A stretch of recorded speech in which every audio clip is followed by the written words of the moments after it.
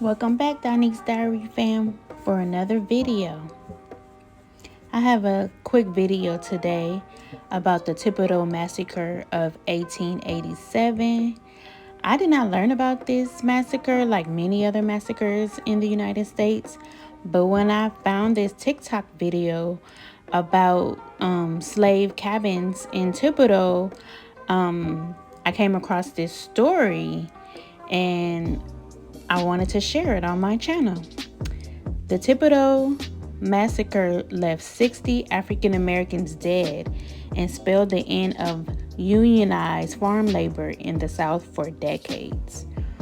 On November 23, 1887, a mass shooting of African American farm workers in Louisiana left dead bodies being dumped in unmarked graves while the press cheered victory against a bleeding black union.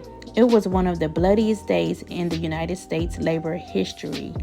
White statues went up in public places were named for some of those involved.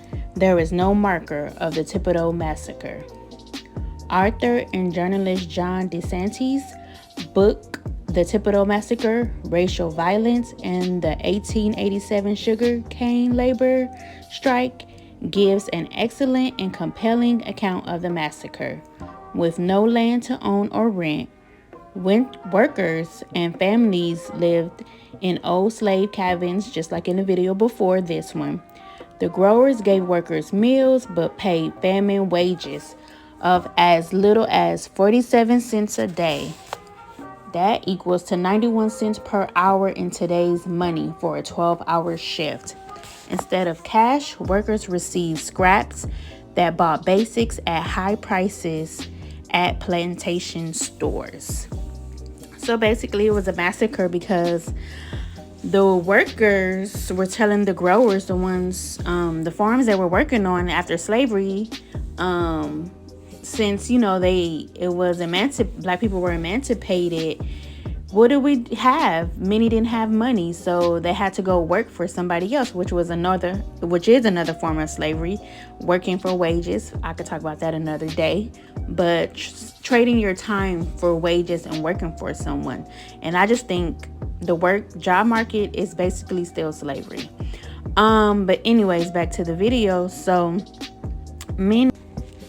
I'm back.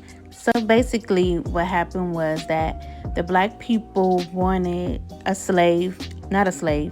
black people wanted fair wages. They wanted to raise their wages up to $1.25 so they could be able to take care of themselves and make a decent living. And they went to the union. So I'm under a union at my company, and basically union is the middleman to help companies not take advantage of people, because they will.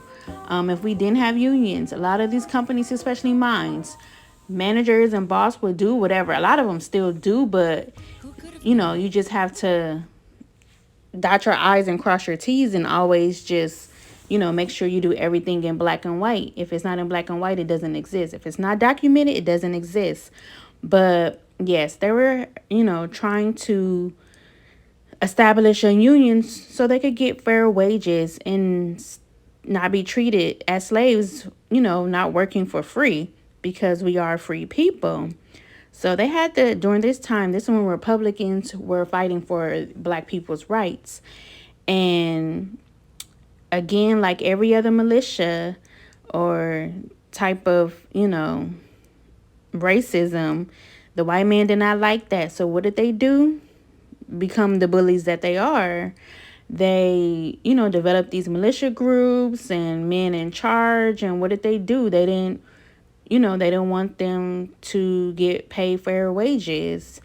So what did they do? They went and do what they always do: go with violence, develop different coups, and take over and kill to silence them and to stop what they're trying to do, because this is America.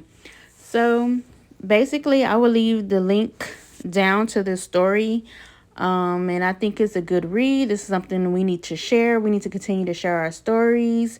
And yes, one day I will be going out to New Orleans, Thibodaux, so I can see these cabins in person. And this is just another story that slavery did exist. Things didn't happen. You know, these things did happen. And I want reparations for my people.